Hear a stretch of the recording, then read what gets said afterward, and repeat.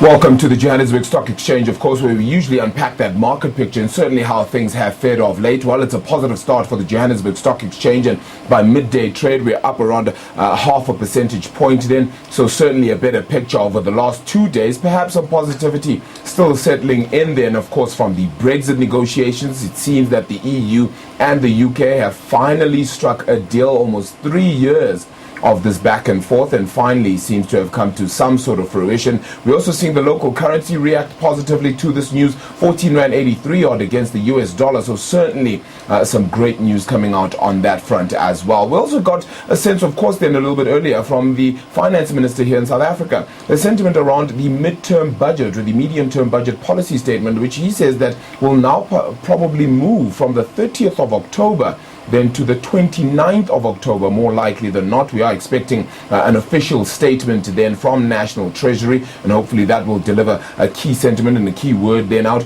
But from the colloquium we heard from him earlier, Finance Minister Tito Mboweni did say that it is most likely that the medium-term budget policy statement will not be delivered on the 30th, but this time on the 29th. So initially, it was moved out by a week, where the initial dates are usually around the final week of the 20th or so of October till the 30th then, and now it's been moved to the 29th of October. We'll continue to give you an update, of course, on that news and anything else that's sort of come out. A lot of sentiment then as well coming through from the Asian market, and that really has set the trend as to where markets have gone today. But I just thought we'd perhaps turn our focus instead onto something else of keen interest, and we certainly are really honored to be joined by our next guest as well. Ms. Irene Charnley, as the International Women's Forum has decided to put in a new board and announce new leadership at the helm of it, and certainly try to move the agenda forward, certainly try to ensure that the discussions at the tables, whether it be business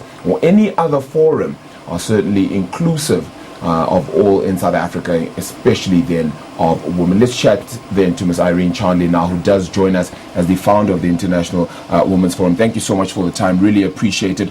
Announcing this new board, this leadership, I mean, you founded this forum. How does it feel right now to be able to say to yourselves, we've entered a new phase? And I mean, just looking at the people within the board itself, a whole host of well-versed and diverse ladies as well. Yeah, so just to correct you very quickly, I'm not the founder of IWFSA.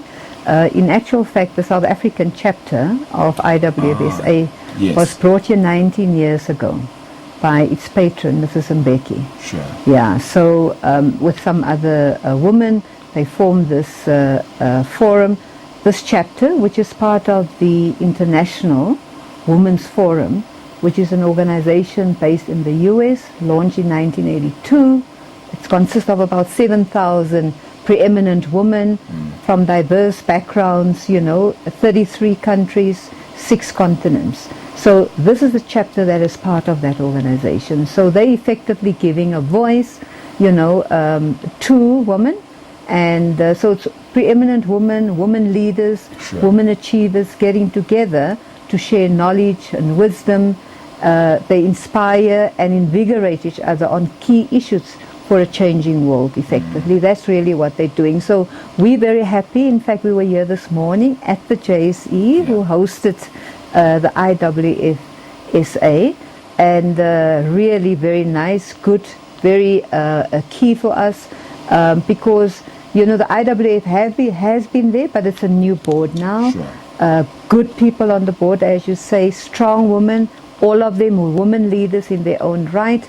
And I think what we've been saying is it's now time for the voice of women leaders to be heard. And what we're saying is we want to become a catalyst for ethical leadership, and we want to bring about change, And that's really what we are standing for. And that is something that we are very keen as a board that within our term of the next 2 years, we want to achieve and ensure that the voice of women are heard everywhere. I mean, you certainly have quite a few entrepreneurs in it as well. You also have Dr.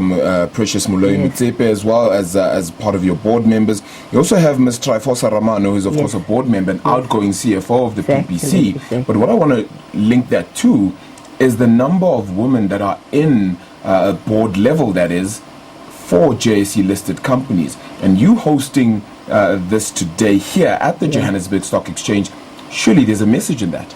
Yes, there's absolutely a message in that, because you're aware that JSE, the board, had initiated some research on gender-based issues, and what the outcome of some of that research was quite clear. Out of the 310 companies that they've surveyed, only 51% of them had their gender issues and equality issues on their website. So there's still a long way to go. I mean, although over the past 10 years, in terms of women directorship on boards, it has changed, but there's still, so we would think, you look, the JSE is core in terms of businesses, and we need to be, as business, as government, civil society, we are saying we want to be part of the forums, of the discussions, of the decisions that's going to be made. If women are not part of that, and women leaders, if they are not part of that, we're not going to get anywhere, and we need to be part of that. I don't know if you're on social media, I see you're young, and so you must have seen quite recently, I think about 2 weeks ago, when a group of CEOs met our president to discuss economic issues. Yes. You saw the picture? None Did of you them. see a woman? No. Exactly. That needs to change, and that's why we are saying we are going to be that voice of women leaders. Things have to be changed. We will be part of the thought leadership on issues relating to gender-based violence, the economy, and all those are issues, because these are women, all these women leaders are women who've been successful in their own right, and they can actually contribute significantly to changing our economy and our country, and contribute to This that. is not one of those issues that I think needs to take a long time to kind of do right and get right. It's just because Absolutely. Rome wasn't built in a day. Yes. I think in this case, we No. can build this in an absolute day. Yes. What do you think is hindering this country, though, from getting that sort of sentiment right, ensuring that we actually put a woman's diverse views, diverse needs, diverse leadership at the forefront of this country as well? That's why IWFSA is there, because we are saying our voice, every issue, key issue in this country, things that are current, Yeah. we will say, we'll even do the research work to say these are things that needs to be done, because we will be joined by other businesses. So we're saying, let us form alliances with every business in this country, other women's organizations, Sure. civil society, and government, and other businesses and corporates. But our voice will be heard. Why? Because we have the experience, and we know what needs, we can contribute in what needs to be done, and the agenda for South Africa. And I agree with you, it doesn't have to be taking long. I think we must just put a woman in charge, then we will see some changes. But what I'm saying is for us to engage with our president, to engage the government, and to assist. We can't just sit on the fence and talk, but actually assist in saying, with the thought leadership, this is how something could be done to change our country in a positive way. First thing on the agenda, what's that? For us, the first thing on the agenda, obviously now it is the gender-based violence Yes. that has been on the agenda, and then there's some key issue relating to the digital economy. From an economic point of view, we need to give an input. How is that going to affect women?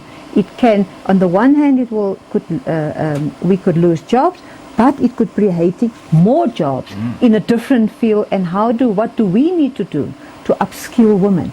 So part of IWFSA's role is to develop, educate, and inspire the next level of leadership of women, the next generation of women leadership, so that they can, because we've been there, we've been at the forefront of transformation and things like that. So we are saying that's some of the things that we need to do. So the gender-based violence, and I think the economic issues, because we need to sort our country right, and we can contribute to that. I don't believe also that the President Cyril Ramaphosa, is the be-all and end-all, but with regards to a mission like this, but certainly a conversation with him to help sort of push the mandate forward is quite key and quite important.